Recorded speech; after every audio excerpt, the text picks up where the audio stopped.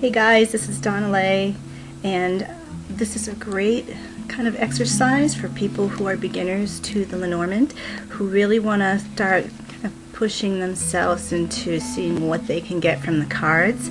What I'm going to do today is work with you on card combinations, kind of how you can create your own repertoire of card combinations while kind of pushing yourself a little bit further. What I would suggest is, though I'm going to recommend, say, taking a card out of the deck, like the scythe, and that we can give it as many meanings as possible, what I would suggest is that try for this exercise when you're first learning Lenormand to stick as much as you can to tradition. So look online, look in books. You can check out my website for some of the traditional meanings of whatever card you happen to pull. And rather than making something up for the card, and there's a good reason for that.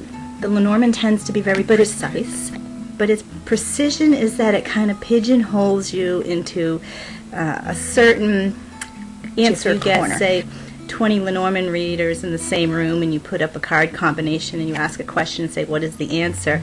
You'll probably get a lot of very similar answers.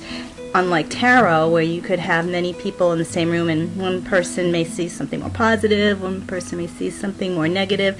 So the beauty of the Lenormand is that it's very blunt, very precise, and the traditional meanings will really take you in a great direction. So try to get as many traditional meanings as you can for each card, and then let's see how many directions we can take it. Let's try this exercise together.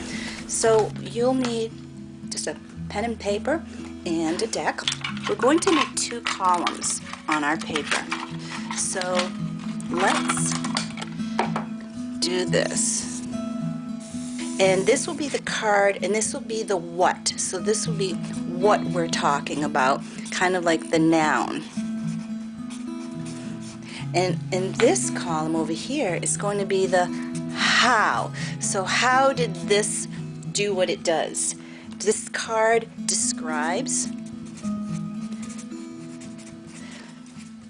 this one.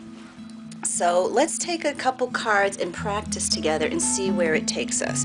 So if I just spread out my Lenormand Revolution, and I'm just going to pull out, I've got Tower and I've got Scythe. So these are 2 perfect cards. So what and how? So first of all, I'm just going to write what it is, so later if I look back on my activity, I can add to it or I can change it. So there are my words. So now what you want to do is say, okay, how many things can tower be? What can it mean? So it can mean business. It could mean solitude.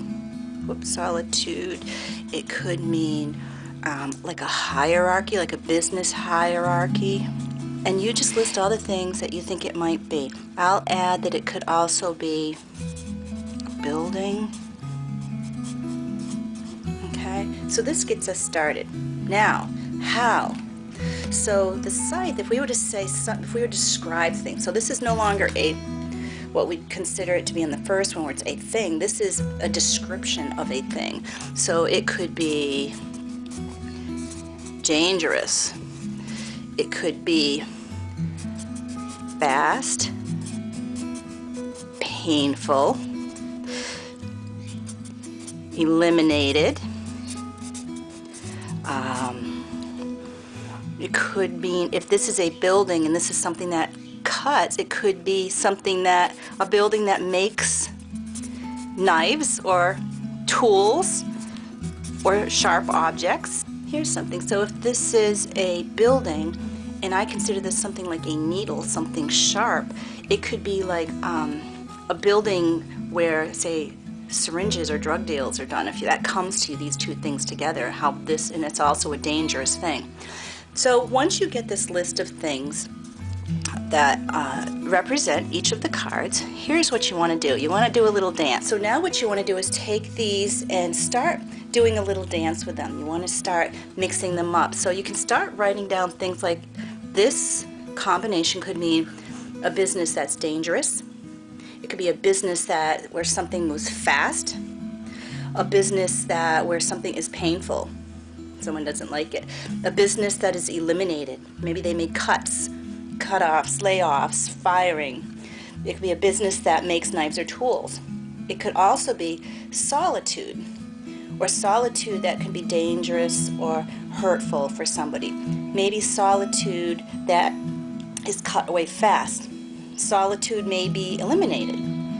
Solitude, I don't think it would be of making knives or tools, but it could be something. If there's solitude and there is something to do with something sharp in it. All right, and let's take the building one. So if this is a building, it could be a building that is dangerous. Maybe it's going to fall down and it shouldn't go in it. It needs to be reconstructed. Maybe there's something in it that's dangerous. It could be a building that is fast. And since this cuts and eliminates, maybe it's cut or eliminated fast, torn down, emptied out.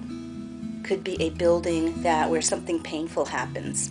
Could be a building that is eliminated, no longer needed. So if there's, say, a college campus, there may be one building that's cut out and no longer used.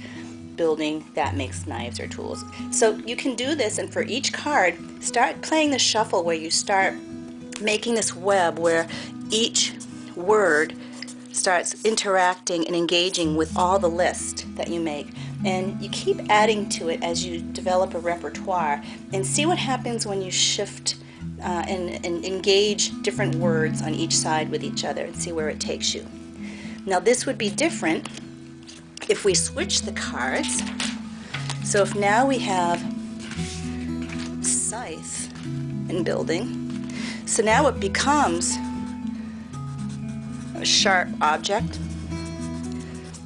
It's a pain, it's danger, and this is how. So it could be alone, it could be within a business,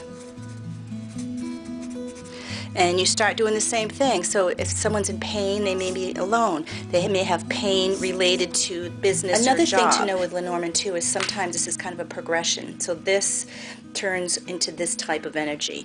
So the danger may end up in related something to business. The danger may result in solitude. Something is cut might result in something that's business related. Same thing over here if we put it in this order. So a business may end up in this elimination position. Solitude may end up being cut.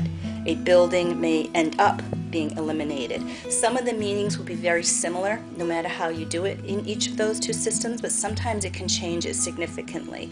So take note in your book or your journal what both of those may mean, and these create many possibilities for you for what this card combination can mean for you in a reading. Try it with other card combinations. You can either just take another card and replace it with one you just did. Put it on either side.